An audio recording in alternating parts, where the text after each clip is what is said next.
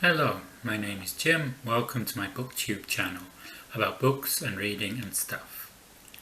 In this video I'd like to answer the 20 questions book tag that I saw in Kristen from Red Wine's video, and I thought that looks fun.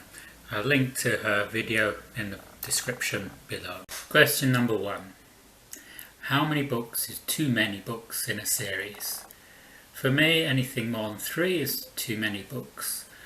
I did read some of Patricia Cornwell's Kay Scarpetta books, and after the 3rd book they were less interesting.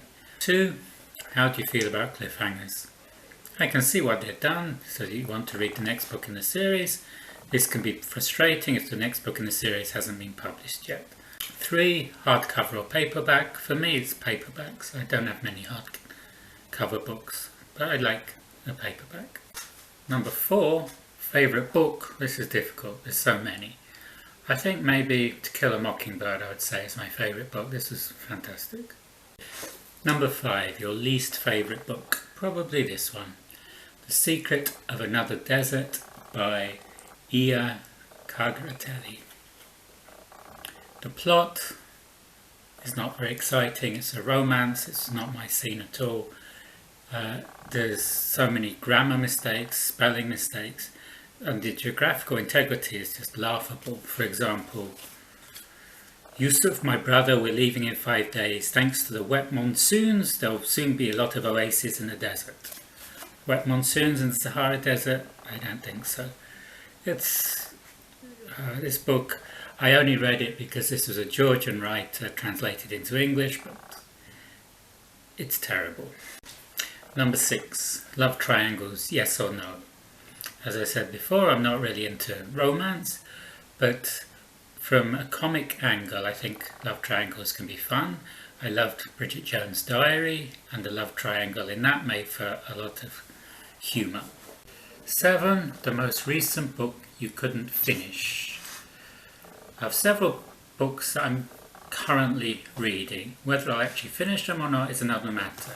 For example, Storm of Swords, George R.R. Martin. I love the Game of Thrones TV series. I loved the book before this, Clash of Kings, but I got to about page 100 just as the pandemic struck, and then I haven't read anything since. So whether I finish it, I don't know. No Logo as well. I've started this, but will I finish it? I don't know. And also The First Man by Albert Camus. These books I'd like to finish, but realistically I'm sure that at least one of these will not be finished. Number 8, a book you're currently reading. Well, I'm currently reading The Grasping Root by Margaret Pina. I'm also reading Mrs. Dalloway by Virginia Woolf, and yeah, I've got probably about 9 books I'm currently reading, but actively currently reading Mrs. Dalloway and The Grasping Root. Number 9, the last book you recommended to someone. This would be The Keening by Margaret Pina. This is a story set in the 1820s about a family that emigrate from Scotland, where they've been forced off their land by the laird, and they start a new life in Nova Scotia in Canada. It's a very interesting book. I recommended it to my friend in Scotland, Suzanne, and I'd recommend it to you too, as well, if you like historical fiction and the early history of Canada. Number 10, the oldest book you've read. Well, this would probably be the Bible. This I read over a period of 3 years, quite a long time ago. Now I'd say I'm rather agnostic. If you read the whole of the Bible, there's a lot of problematical things in it. Number 11, the newest book you've read. This would be the Poisonous Pixies' 2nd book of poetry, the lockdown edition, which came out this year and talks about the lockdown. Number 12, favourite author. Well, there's several authors I really like. I think there's a lot of authors who've I've just read one book and one brilliant book by, but looking at authors I've read several books by, I would say Stephen King. Certainly I've read more pages by Stephen King than probably any other author. Patricia Highsmith, who writes some very interest in crime novels. She's got her own style and I really like her style. And Charles Dickens. Charles Dickens is very entertaining and his characters are larger than life, and the stories is amazing. 13. Buying books or borrowing. Probably I'm more for borrowing books. I'm not a great rereader, so I don't like having a lot of books around. Also because I've moved around a lot, moving with books is not easy. Number 14. A book you dislike that everybody else seems to love. I'd say maybe On the Road by Jack Kerouac. Lots of people really love this book. I just couldn't get into it.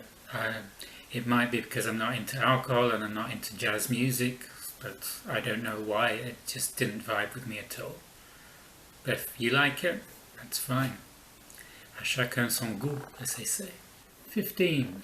Bookmarks or dog ears. I like bookmarks for keeping my place. I have lots of these Turkish bookmarks for keeping my place, but I do use dog ears occasionally if it's an old second-hand book and I might be writing a review or posting a review of the book. I might dog ear certain pages where I want to look back for something to talk about. 16. A book you can always reread. Well, as I said, I'm not a great rereader. Having joined in with Victober, I've seen a lot of the Victober booktubers are really into rereading the classics. And maybe once I've read some more of the classics, I might choose to reread them to see what I can get from rereading a book. 17. Can you read while hearing or listening to music? If the music is instrumental, I can read. If it's got lyrics, it will be a distraction.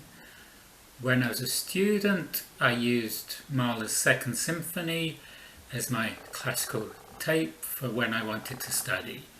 It does have some words, there's a chorus, but it's mostly instrumental, and I found I was able to study very well to that, and now whenever I listen to Mahler's Second Symphony, it puts me in a frame of mind to read, but I'm quite happy to read in quiet as well.